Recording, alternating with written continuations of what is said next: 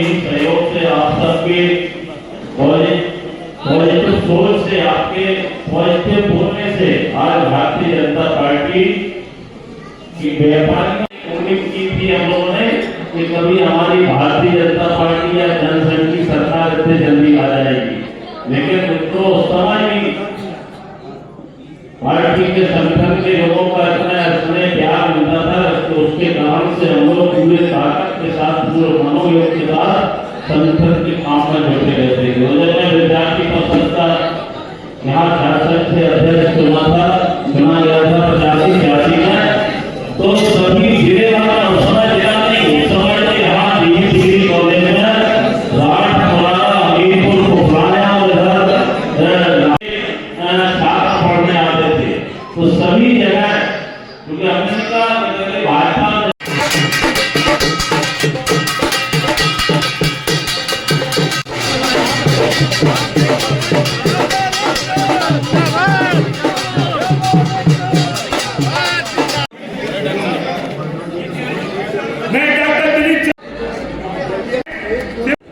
हमारे साजिद भाई आए और हम सबको दे रहे हैं, संगठन को नई दिशा में दे रहे हैं और बहुत ऊंचाई। प्रदेश अध्यक्ष आदरणीय मुलुक मिश्रा जी, प्रदेश महामंत्री आदरणीय, जब मैं विश्वविद्यालय में पढ़ता था तो मेरे रिश्तेदार यहाँ रविंद्र भैया रहते थे और माननीय सौगन जी उस समय युवा मोर्चा के नेता हुआ करते थे। उस समय से मैं पूरे ही जालौन से आता हूँ और आज मैं परिवहन मंत्री के रूप में आधिकारिक रूप से जब आया और इतने विलंब से आने के बाद भी आप सबने जो मेरा सम्मान किया, ऐसे मुझे लगा कि बलिया के बाद वही मेरा दूसरा जिला है। और मैं पाली को हमारे दिलीप सेठ जी कह रहे थे, सही बात है, भारतीय जनता पार्टी को आज यहाँ तक पहुंचाने में सबसे ज्यादा किसी का श्रेय जाता है तो व्यापारी वर्ग का जाता है। जब भारतीय जनता पार्टी सीमित मात्रा में थी, उस समय संसाधनों की कमी होती थी, तो देश जनता पार्टी को सींचने का काम किया। और आज के व्यापार मंडल का अध्यक्ष जो है, उनके पिताजी हम लोग देखते थे कि किस तरह से पूरे देश में व्यापारियों को संगठित करने के लिए पूरे प्रदेश नहीं देश के दौरे करते थे और पार्टी के सांसद के रूप में भी व्यापारियों की आवाज को संसद में सदैव उठाते रहते थे। आदरणीय चांद बिहारी मिश्रा, समाज के हर वर्ग के जो व्यापारी यहाँ पर उपस्थित हैं और आपके संगठन इतना समृद्ध है, इतने ताकतवर है और आप लोगों के संगठन में इतना भरोसा है, तो कोई भी चीज ऐसा नहीं है जो आप चाहें और वो चाहे असंभव हो। आपकी ताकत है कि वो सही ढंग से, चाहे वो सरकार हो या समाज हो, उसके साथ आप अपनी बात को उचित फोरम पर रख सकते हैं, अपने अनुरूप उसका निर्णय करा सकते हैं। बहुत सारे मुद्दे माननीय विद्यालय है, मैं आपको विश्वास दिलाता हूँ कि आप सबके मुद्दों को माननीय योगी जी के सामने रखने का भी काम करूंगा और आप कहेंगे तो आपके प्रतिनिधियों को मुख्यमंत्री योगी जी से मिला करके उनके समक्ष प्रस्तुत करके आपकी समस्याओं को भी रखने का काम करूंगा। उत्तर प्रदेश में आप ऐसे मुख्यमंत्री दिए हैं जो सदैव उत्तर प्रदेश लोगों के लिए बेहतर क्या हो सकता है उसके बारे में सोचते हैं। जैसे पूरे देश को बेहतर बनाने के लिए मोदी जी सोचते हैं, उसी तरह से उत्तर प्रदेश को बेहतर बनाने के लिए योगी जी सोचते हैं। मोदी और योगी ऐसा नेतृत्व आप सबको मिला है, होता है नहीं तो इसका नेतृत्व बहुत कम प्राप्त होता है। न योगी अपने लिए जीते हैं, न मोदी अपने लिए जीते हैं, पूरा जीवन देश और समाज के लिए गुरु समर्पित करने का काम। आप सोच सकते हैं कि 2014 से पहले देश की स्थिति कैसी थी।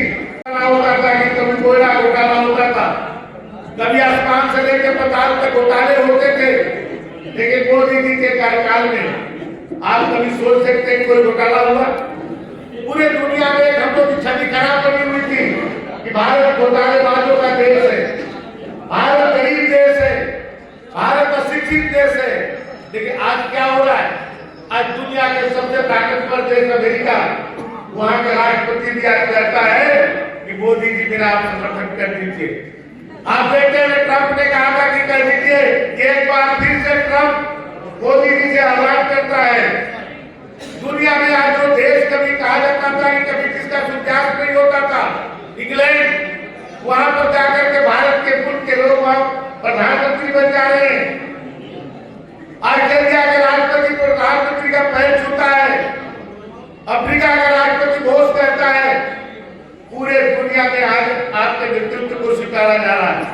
कोरोना काल में आप देखे होंगे, व्हाइट हाउस में रिपेयर का पाठ हुआ, हवन हुआ, आपके भारत के विद्वान पंडितों को बुला करके दुनिया के लोग आपके भारतीय और संस्कृति को स्वीकार कर गए। ये क्यों संभव हुआ? आज मोदी जैसा नेतृत्व दिया। कोरोना काल में लोगों को रोजगार छूट गया, नौकरियां बंद हो गई, लेकिन कोई भूखा नहीं रहा। ये मोदी जी है, इसलिए मुक्ति हो गया। 2017 से पहले आप कभी सोच सकते थे कि कानून का राज होगा? हर जिले में माफिया पैदा होते थे, वो कानून को चलाते थे, वो व्यापारियों को प्रताड़ित करने का काम करते थे, टीका से लेकर के सब चीज हो उनके घरों में तय होते थे। लेकिन आज 2017 के बाद आप देखें कि कोई माफिया गलती से भी कोई व्यापारियों को वोट कर दे तो जेल के सिकंजे में रहता है। आज आपको व्यापारी को धमकाने वाले या तो जेल में है या तो ऊपर चले गए। ये जोगी जी का नेतृत्व है, सुरक्षित है, उनको किसी प्रकार का कोई थ्रेट करने वाला उत्तर प्रदेश में नहीं है। कोई गलती से भी किसी व्यापारी को धमका नहीं सकता है। ये जोगी जी की कानून व्यवस्था है और ये आप सबके कारण ही है, क्योंकि आप सबने भारतीय जनता पार्टी को नहीं जिताया होता। दो बार जोगी जी मुख्यमंत्री नहीं बनते तो इस तरह के कानून का राज स्थापित नहीं हो पाता। समस्या होगी, वो समस्याओं को पूरा करने का दायित्व हम सबका है। मैं तो सभी विभागों की बात नहीं कर सकता हूँ। आप जो पत्र दिए हैं इसको माननीय मुख्यमंत्री जी तक जरूर पहुंचाएंगे और आपके सभी प्रतिनिधि 4, 5, 6 लोग 10 लोग आप लोग एक दिन समय दीजिए, मैं खुद जोगी जी से समय लेकर के आप सबको वहां पर मिलवाने का काम करेंगे। हम आप सबके प्रतिनिधि के रूप में लखनऊ में बैठे हैं, जैसे बलिया के जनप्रतिनिधि है तो उरई के तीनों विधायक बैठे हुए हैं और तीनों मेरे मित्र हैं, तीनों से मेरे सही संबंध है, चाहे कुछ चेंजी हो, चाहे ब्याह शंकर हो, चाहे विरोध जी भी, हम लोग विद्यार्थी जीवन से आपसे मिलते रहे और वो भी हम लोग के केदार में आज की तारीख में आज मोदी जी और जोगी जी को मजबूत करने के साथ है। तो आप लोगों के साथ साथ एक चौथा मैं भी हूँ परिवार मंत्री के रूप में युवराई के व्यापारियों का प्रतिनिधित्व करने के लिए मुख्यमंत्री जी के साथ हम लोग जाएंगे, आप लोग के साथ रहेंगे। जो भी उचित आपकी मांग होगी उसको जरूर पूरा किया जाए। मैं केवल परिवार मंत्री के रूप में बताता हूँ कि कोई भी बात हम लोग समाज के हित के लिए कहते हैं, चाहे हजारों करोड़ रुपया का नुकसान होता हो सरकार का, जोगी जी कहते हैं कि यदि इससे समाज का भला होता है तो आप कर सकते हैं और हम लोग करते हैं। आप देखते होंगे कि हमारे 3000 करोड़ रुपया व्यापारियों का जो गाड़ी चलाते हैं देश के रूप में वो बकायेदार है। एक गाड़ी मेरे पास आई 1957 की, उसका टैक्स जो है 5 लाख रुपया हो गया था और एक व्यक्ति ने मुझसे कहा कि बताइए 1957 की गाड़ी क्या चल रही होगी, लेकिन आपके विभाग में इस पर टैक्स लग रहा है। ऐसे 5,28,000 गाड़ियां हैं, 1,66,000 गाड़ियां ऐसी है जिसकी आरसी कट गई है। इसमें कोई ट्रक चलाता होगा तो इसका अनुभव करता होगा। मैंने महाराज जी से कहा या 1957 के आदमी जिंदा नहीं है, गाड़ी कहां से जिंदा होगी? ये व्यापारियों पर अलग तरह के परेशान करने का ये काम है। उन्होंने कहा इसका समाधान निकालो। मैंने पिछले साल 75% छूट देने का एक कुछ समाधान निकाला था और उसमें से 250 करोड़ रुपया अगर व्यापारियों ने दे भी दिया और हमको 250 करोड़ रुपया प्राप्त हुआ। इस बार हमने 100% छूट के लिए हमने निकाला है। हो गए कि आप 100% छूट हमने दे दिया। मैंने कहा कि आप लोग अपने इसको करके अपनी गाड़ी का कागज क्लियर करा लीजिए। दूसरा मैंने और कहा कि अपनी गाड़ी को यदि स्क्रैप करानी हो उसका हमारे यहाँ रजिस्ट्रेशन करा दीजिए। स्क्रैप में तो 10 से 15% और पैसा मैं आपको दे दूंगा नहीं गाड़ी खरीदने के लिए। ये व्यवस्था केवल जोगी भी कर सकते हैं कि जनता के हित में उसको करिए। नोएडा गाजियाबाद के लोग प्रतिदिन दिल्ली जाते थे, दिल्ली वाले प्रतिदिन नोएडा गाजियाबाद और हमारे 10 जनपदों में एनसीआर में आते थे। हम लोग टैक्स लेते थे उत्तर प्रदेश। हमने कहा लाखों लोग रोज प्रतिदिन दिल्ली और गुड़गांव जाते हैं, गुड़गांव वाले नोएडा और गाजियाबाद आते हैं, रोज उनको टैक्स देना पड़ता है, गाड़ी खड़ी होती है, जाम लग जाता है। हमने कहा 12 करोड़ रुपया पर बोले की माफ कर दो।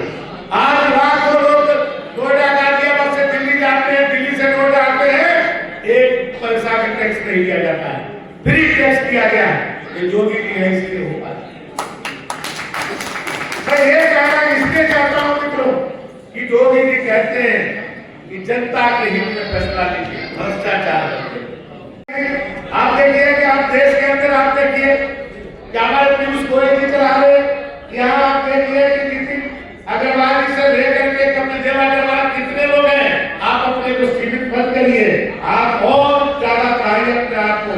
एमएलसी पर आ गई पार्टी तो 2, 4, 5 कर सकते हैं, आपकी संख्या उससे कई गुना ज्यादा है, उसमें प्रतिनिधित्व करिए, आप प्रदेश और देश को चलाइए। लेकिन आपका ये बढ़िया है कि जो लोग टैक्स देते हैं उनका होना चाहिए। यहाँ प्रस्ताव एबी जोगी जी के सामने रखा जाएगा क्योंकि बहुत सारे परिवर्तन देश में होने वाला है, उसमें ये भी एक परिवर्तन हो जो टैक्स पेयर है उनके लिए अलग से कुछ सम्मान की व्यवस्था हो। ये आपका दिमाग अच्छा है।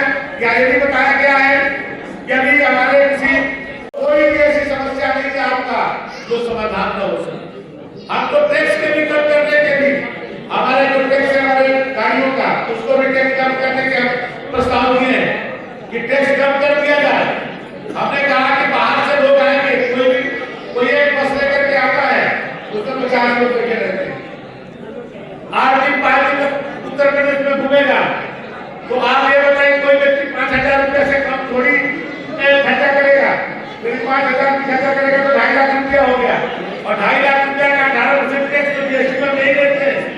तो हम गाड़ी में टैक्स लेकर के क्या करेंगे? सरकार को कहीं 36,000 रुपया दे दे रहे, 8 दिन में 36,000 दे दे रहे, हम तो साल भर में जो है हजारों देते हैं। तो जनता को लाभ जिस काम से हो उसको किया जाए।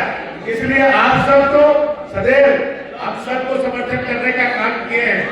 यदि भामा साहब नहीं होते तो महाराणा प्रताप क्या हम लोग स्वाभिमान को बचा पाते क्या? इसलिए आप सब इस प्रदेश को आगे बढ़ाने वाले आप लोग हैं तो आपका सम्मान सदैव सर्वोपरि है। दिलीप सेठ जी ने कहा कि एजेंसी बनाया जाए। अरे आप एक एजेंसी में सब कुछ होंगे, दुकानों को भी खाली कराया जा रहा है। आप देखते होंगे कि हमारे बच्चे एक दिन पानी जोगी जी क्या पहुंचते जो जगहों पर पड़ा हुआ था लोगों के मकान, लेकिन जोगी जी ने कहा कि नहीं, गरीबों के मकान नहीं ढाए जाएंगे। तो इस तरह की कोई प्रस्ताव आता है इस पर भी माननीय सरकार से विचार कराया जाएगा। किसी भी व्यापारियों को नहीं दिया जाएगा, उनको जो भी उनकी मांगे है उसको मांगी जाएगी। आप सबका पत्र हम सबको प्राप्त हो गया है।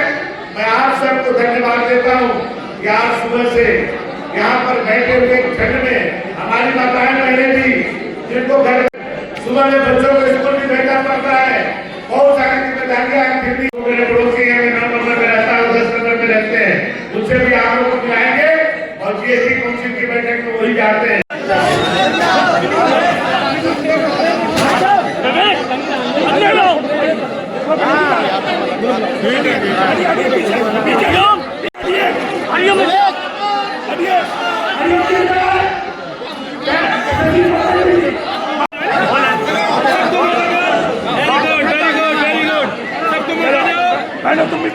सबको मौका दे भैया, आप पीछे हो जाए, सबको मौका दे भैया। ओके भैया निवेदन करिए सबको। ओवरलोड वाहनों को बंद करने की बात की जाती है, लेकिन अगर जालौन की बात की जाए तो यहाँ पर ऐसी कोई मुख्य सड़क नहीं होगी जहाँ पर ओवरलोड वाहन नजर ना आए। तो जालौन में कार्रवाई क्यों नहीं हो रही? जालौन में भी हम लोग स्पेशल टास्क फोर्स बना करके उसमें पुलिस और खनन और परिवहन विभाग को संयुक्त टीम बना करके 0 पॉइंट पर ही वहाँ पर कैमरे लगाए गए हैं कि वहाँ से कोई भी ओवरलोड न चले। यदि इस तरह की कोई बात होगी तो उसको मैं जिलाधिकारी से बात करके उसको वो करूँगा कि तीनों संयुक्त टीम बना करके 0 पॉइंट से उसको रोकने के लिए हम लोगों ने व्यवस्था बनाई है। वहाँ कैमरे लगाए हैं, वहाँ पर कांटे भी लगे हुए हैं। उससे ज़्यादा कोई गाड़ी चलती पाई जाएगी तो उसको सीज किया जाएगा। आज आप व्यापार मंडल कार्यक्रम में शिरकत की है आपने, उसके बाद में ट्रांसपोर्टरों का लगातार मतलब आपके अधिकारियों द्वारा शोषण किया जा रहा। एंट्री की बात आ रही है कि यहाँ पर 7,500-8,000 रुपये प्रति किलोमीटर की एंट्री ली जाती है, इसमें क्या कहना चाहेंगे? देखिए, कोई भी शिकायत आएगी, कोई भी आप लिखित में हमको दीजिए तो मैं ऐसे अधिकारियों को निलंबित कर दूंगा, बर्खास्त कर दूंगा।